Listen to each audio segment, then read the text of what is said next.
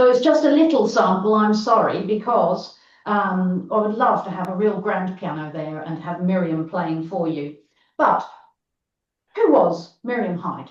Dr. Miriam Hyde, AO, OBE, AMUA, LAB, MusBac on, ARCM, LRAM, HonDLITT, HonFMUSA, HonFIMT, FCompASMC, HonDipMus. She was the elder overseas scholar to the Royal College of Music in 1932 to 1936. There she is in 1932. A lovely person. You can see she's smiling and so happy to be in London as the elder overseas scholar. Do you know, everybody liked her. And she admitted in her biography that maybe she was so nice that she'd not really been aggressive enough. She actually starts her autobiography, written later in life, with these words: "This is not the account of a spectacular international career. Perhaps my ability has been too limited for that, or perhaps I've not been aggressive enough. But it is the story of a woman who, like many others, has gone through life trying to keep a balance between the harmony of the home and the fullest possible development of talents which were recognised at a very early age. It would seem a pity to shuttle off this mortal coil without passing on some of my experiences to those who may be interested, even perhaps to research scholars in the future." Now, these photos of her, as you'll notice, she's wearing the same outfit in both, because after reading the letters that she wrote home, I know exactly what was in her suitcase for those 4 years. These have not been seen before, because I have access to not only her letters at the National Library, but also her private archives through my friendship with her daughter, Christine Edwards. And all three of us, I never met Miriam, sadly, but Christine and I are both synesthetic, which means that we see colour when we're playing music. But also it means that you won't see these photos anywhere else yet. And this is part of my mission to change the world's, and especially Australia's, perception of her. I have at the back here, can you see there's this beautiful suitcase? It's so nostalgic. These are how the letters arrived in the National Library. And here's some samples of them over the top. So while she was in London, she went over age 19 in 1932, and she stayed for 4 years. And during that time, she basically wrote down every single thing that happened in letters home to her mother. And she asked them to keep all the letters safe, which they did. You can see they're all being tied up with ribbons. And she was at the heart of musical life really in the world at that point. The Royal College of Music is today the #1 music institution in the world. And then it was incredibly important. And she was under the Department of Composition and also Piano, which was headed by Dr. Ralph Vaughan Williams. So this is the time where British music is really trying to find its heart again after the First World War. They're trying to make a way forward for national British music. So everybody is working at the top of their ability, and Miriam was a joint composition and piano scholar there. Now, you can imagine, looking at those parcels, how many words there are in the letters. When you can see her beautiful handwriting there, I'll just let you know that not only are there 166 letters, but they go up to 45 pages per letter. She just wrote and wrote and wrote and wrote. And have you ever had that moment when you meet somebody and you just totally click with them? You're just like vibing with this person. I felt like reading Miriam was like meeting a long-lost friend. And it made me feel like incredibly sad that she passed away in 2005, the year before I came to Australia. But I could imagine exactly where she'd been in London, because her story mirrors mine in a few ways, in that I was a young student in London going to the Royal College of Music at the same sort of late teenage age. I was obsessed with music. I was practicing. I was seeing colours in music. These letters include so much detail. She has a unique viewpoint on a particularly incredible part of London's or the world's musical history. And the letters are incredible and they absolutely should be published. So here we have a picture, again, from her private archives. We have on the left, we have Miriam on the boat on her way to London. So she had to sail halfway around the world. And that's one of the reasons that this is a nice story as well, because she describes so many things about meeting people on the boat and going to different countries on the way. The thrill, never shall I forget the first thrill of the East, because she remembered and also experienced everything in multiple senses. So she remembers the smells and she remembers the sound and she remembers the taste of things and the textures of things and the colours. And the other reason why her letters are so good also is on the right-hand side, here's her audience.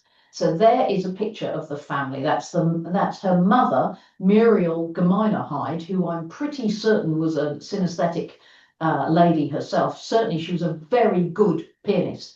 And she worked with Percy Granger. She was, I mean, under the normal constraints of a female career in sort of about 1910 in Adelaide. So she did a few little piano things, but she couldn't be like a professional pianist. And so she not only was putting all of her efforts into her oldest daughter. You can see also there a picture of her younger sister, Pauline, who also won a scholarship later. But on top of that, Miriam felt that she owed it to her mother to report everything that happened in the lessons and in concerts and what she was learning about playing the piano, because she wanted her mother to also experience this incredible opportunity that she had for 3 to 4 years in London. Under Ralph Vaughan Williams, the Royal College of Music was literally the epicentre of musical life, but it's also famous for having had a lot of female students at that time. For example, Peggy Glanville Hicks was a student with Miriam, and there are people in England who are simply studying this department and all the female students and what happened to them afterwards, because you know, obviously we can work out the dates ourselves. If you finish in 1936, then there's a war straight afterwards, and that obviously has a bearing on where the careers went after that. So yes, Miriam was twice exceptional.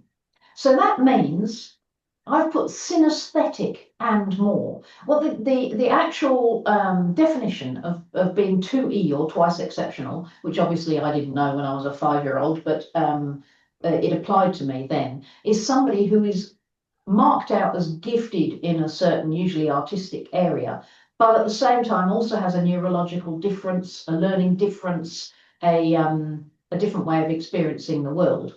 And so you can see how her neurodiversity is informing, is absolutely helping her in the letters, and is part of her unique personality.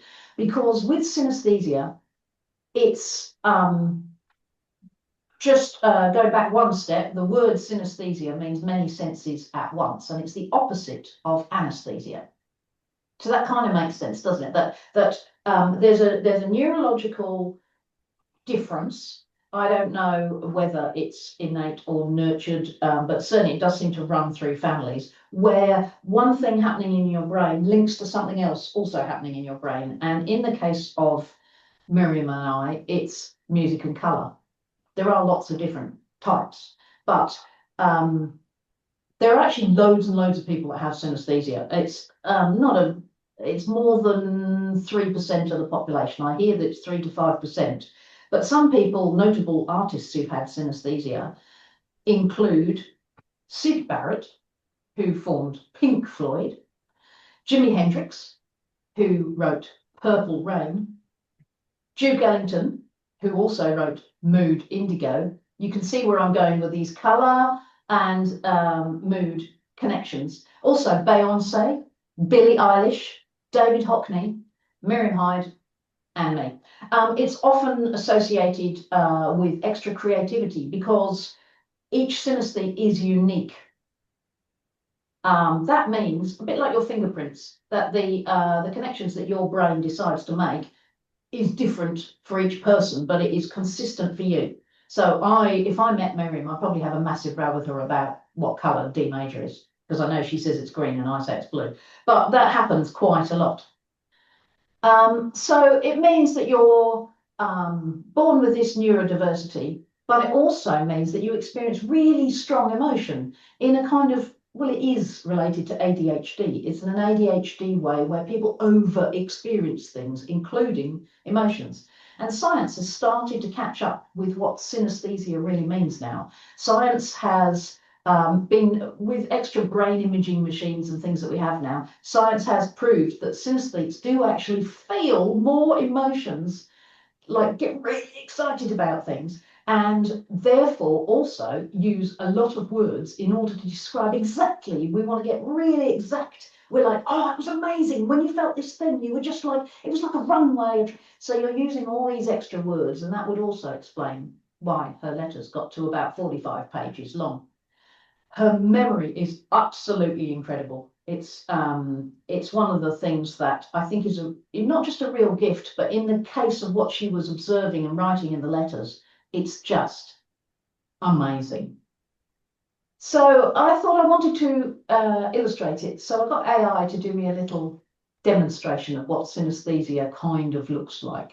And the funny thing is that it does look kind of a little bit like that, although I'm sure Miriam and I would just be going, no, that bit's not yellow, that wasn't the right colours, because everybody feels so strongly that their synesthesia is the right one.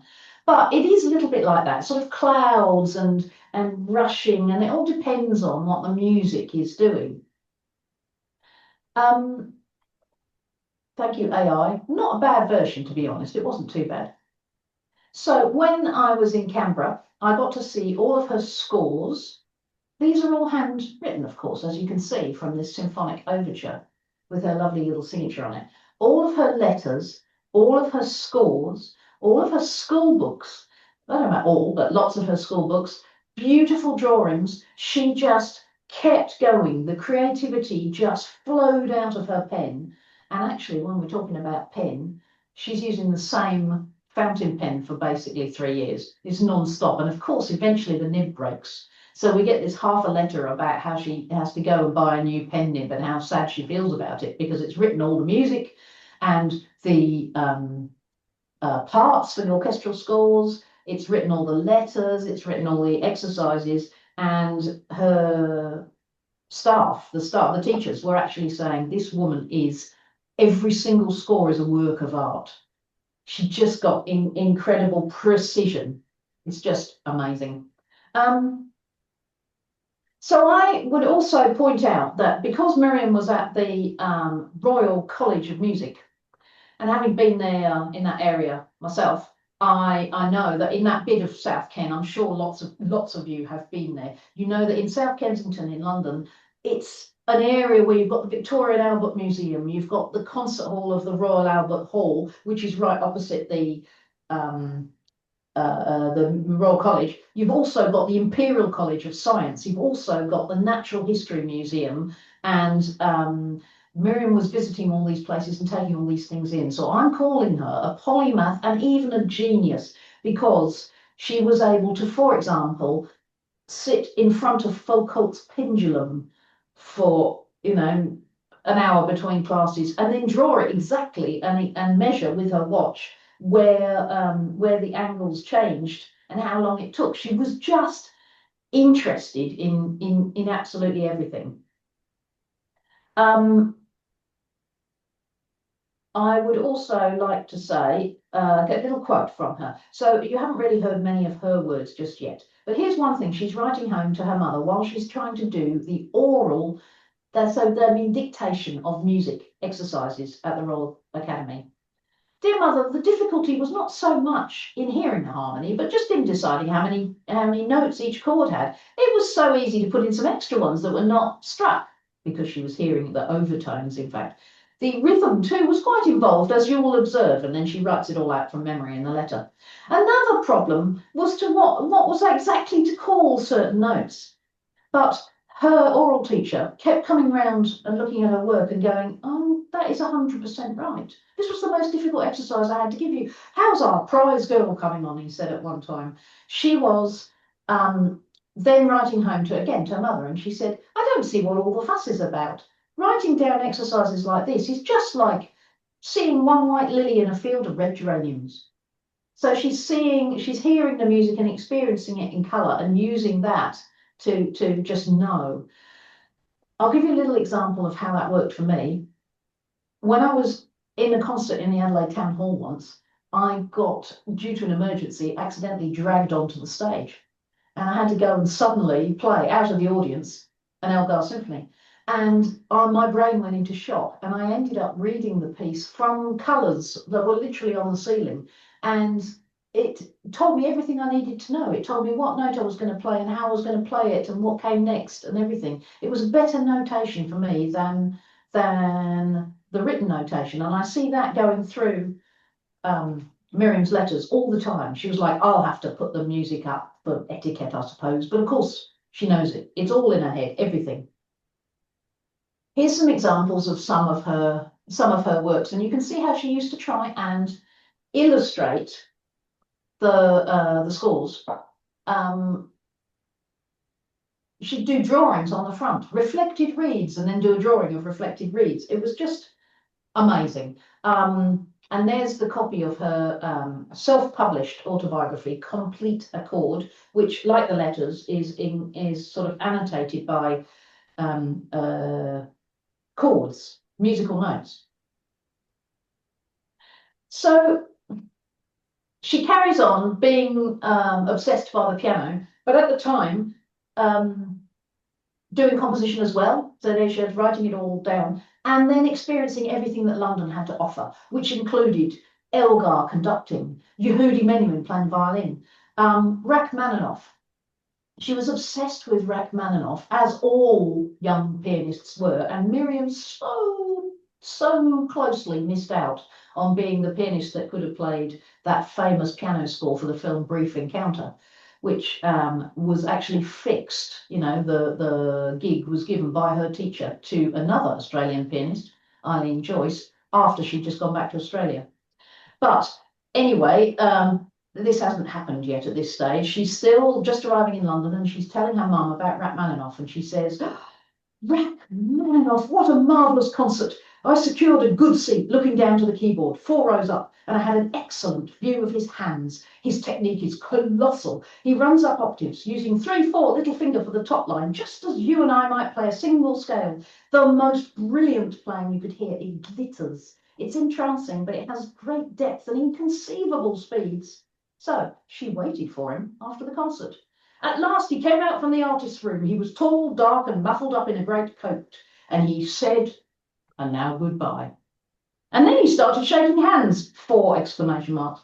Anyway, we had a shake, and I was just so thrilled, underlined 4 times. The papers said that the audience showed their affectionate respect, and that's exactly what they did. It was sublime. I just wish you could have heard Rachmaninoff's inspired playing of the Chopin B-flat minor sonata. So Miriam worked so incredibly hard all the way through her life. She tried to do the right thing by composition. She tried to practice and practice and practice, like 7 hours a day, 8 hours a day. And eventually she came to the stage where she had the 2 children. Sadly, her son, Robert, has passed away. Christine is the only person left out of that photo now, and I'm very, very fond of her. But she'd been writing constantly all her life, writing in music, writing letters. And in the end, when she got back to Australia, instead of the enormous virtuoso touring piano career that she was told she was going to have, she examined piano music for children and wrote it for 37 years for the AMEB. She was a dutiful mum, dutiful wife, daughter. her daughter wants to pay respect to her and her mind in particular, and she's just recently written this. Mum would always memorise easily, and she would be practising mentally when she was away from the piano. In her 80s, when she was in hospital with pneumonia, a nurse saw her one day sitting in a chair beside her bed, and the nurse said, "You look bored. Would you like something to read?" "Oh no, I'm not bored. I'm practicing." I'm sure it was a new concept to the nurse. And in stressful situations, she could call on her inner strength using music. Late in her 80s, she had a heart procedure under general anaesthetic, and afterwards the anaesthetist remarked that she took an unusually long time to go to sleep. Well, she said, "I wanted to finish playing the Brahms Rhapsody in B minor." That was the power of mind over matter. So Christine is the only one left from the family. Robert passed away. Miriam herself passed in the year before I came to Australia, and I feel as if her true and accurate memory is fading. This story to me is important for 3 reasons. The first reason is that it's not fair. If you go and Google Miriam Hyde now, you won't see most of these pictures. You'll see a picture of a lady of about 85 or something. That's the only pictures that are around. And the what are they called? The obituaries all say, "Oh, she had a nervous breakdown when she was in London," and implying that she was a bit hysterical. And they don't mention her incredible career that the Royal College of Music hired the London Symphony Orchestra for her, for example, and she was on the front page of the paper. They just talk about her AMUA life. The second reason why, so it's not fair, the second reason why I think it's important is representation. I've met a lot of young synesthetic musician kids. I toured for 3 years around Australia, and I was one myself. And when you're having a little meltdown, or you're seeing colours, or you can't cope with the sensory overload of life, to have known Miriam's story would have just made you feel like you weren't so weird. That would be really nice.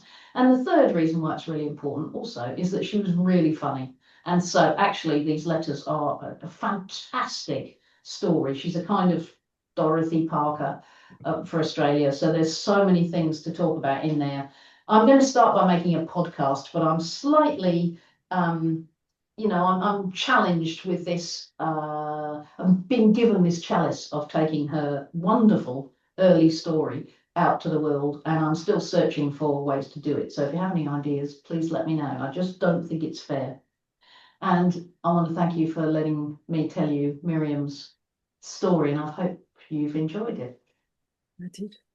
Thank you very much, Celia. I just have to apologise. Caroline, our president, is on an arts tour, and she has to go and get the evening meal, as she might miss out on it, and she apologises for that. And if you'd stop sharing your screen now, Lucy, and I'll ask if there's anybody's got any questions. Oh, thank you. Yep. Yeah, that's right. Perfect. Judith, you've got a question? You're on mute. You need to unmute. Press the space button. Space bar. Okay, so that was a fascinating talk. Thank you very much. Yes. What instrument do you yourself play? Oh, yes, I'm really sorry I didn't say that. I'm an oboist. I was the principal oboe of Adelaide Symphony, 10 years, not thereabouts, and cor anglais player for the BBC Symphony Orchestra. So that's another reason why I really resonate with Miriam's story, because she's talking about all the orchestras I used to work with in London as well.